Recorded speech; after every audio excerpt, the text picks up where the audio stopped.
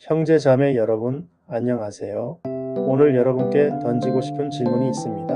누가 감히 하나님의 말씀을 거절할 수 있을까요? 혹시 여러분은 성경을 그저 좋은 조언이나 도덕적 가르침 정도로 생각하고 계신가요? 만약 그렇다면 오늘 이 영상이 여러분의 인생을 완전히 바꿀 수도 있습니다. 왜냐하면 하나님의 말씀은 단순한 글자가 아니라 살아있는 수술 도구이기 때문입니다. 그리고 이 수술 도구가 여러분의 영혼을 어떻게 변화시키는지 지금부터 세 가지 놀라운 진리를 통해 보여드리겠습니다. 첫째, 하나님의 말씀은 하나님 자신입니다. 고린도후서 4장 6절을 보세요. 어둠에서 빛이 빛이라 명하셨던 그 하나님께서 예수 그리스도의 얼굴에 있는 하나님의 영광을 아는 빛을 우리 마음에 비추셨느니라. 여기서 핵심을 놓치지 마세요. 하나님께서 개인의 마음에 직접 빛을 비추신다는 것입니다. 성경에서 말하는 공식이 있습니다. 하나님의 영광, 하나님의 이름, 하나님의 성품, 하나님의 말씀.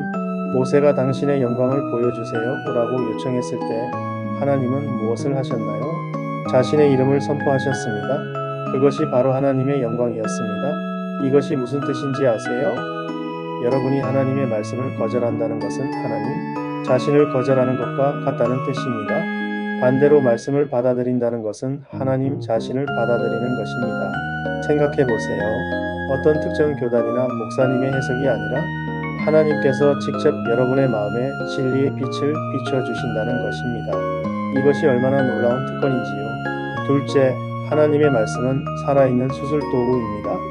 히브리서 4장 12절이 이렇게 말합니다. 하나님의 말씀은 살아있고 활력이 있어 좌우의 날선 어떤 것보다도 예리하여 혼과 영과 및 관절과 골수를 찔러 쪼개기까지 하며 또 마음의 생각과 뜻을 판단하나니 여러분 이것은 비유가 아닙니다.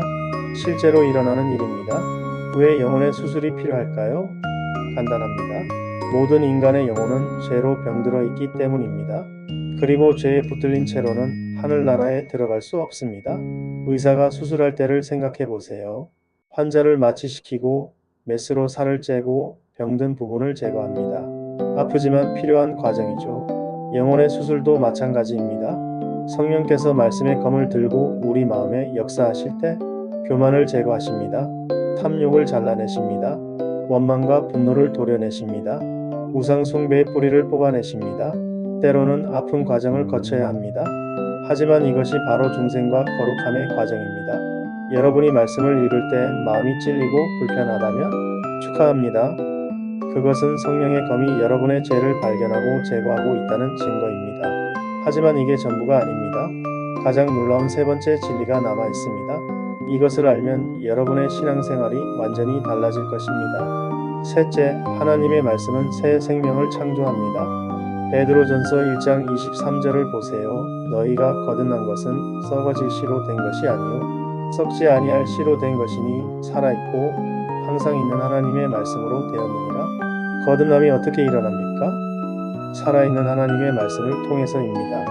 에스겔 36장에서 하나님은 놀라운 약속을 주십니다. 맑은 물을 너희에게 뿌려서 너희로 정결하게 하되 새 마음을 너희에게 주되 굳은 마음을 제거하고 부드러운 마음을 줄 것이며 내 영을 너희 속에 두어 이 맑은 물이 무엇인지 아세요? 에베소서 5장 26절이 답을 줍니다. 물로 씻어 말씀으로 깨끗하게 하사 거룩하게 하시고 바로 하나님의 말씀입니다. 실제로 이런 경험을 한 사람들을 봅니다. 이전에는 세상의 길이 가장 안전하다고 생각했는데 말씀이 마음에 새겨진 후 그 길이 얼마나 위험한지 깨닫게 됩니다. 이전에는 성공과 돈이 인생의 목표였는데 이제는 하나님의 뜻이 최우선이 됩니다. 이전에는 다른 사람들의 인정이 중요했는데 이제는 하나님의 인정만이 중요해집니다. 이것이 바로 새 마음, 새 영을 받은 증거입니다. 그런데 여기서 중요한 질문이 하나 있습니다.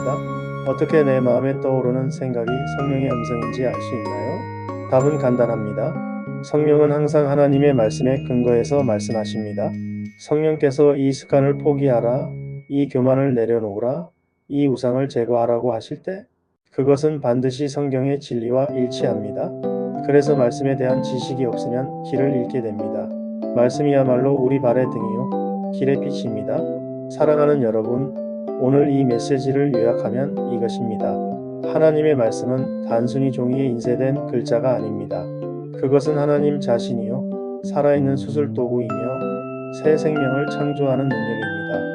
사탄이 우리를 말씀에서 멀어지게 하려고 그토록 애쓰는 이유가 여기 있습니다. 우리가 말씀을 받으면 변화되고 깨끗해지고 성장하고 승리하게 될 것을 그가 알기 때문입니다.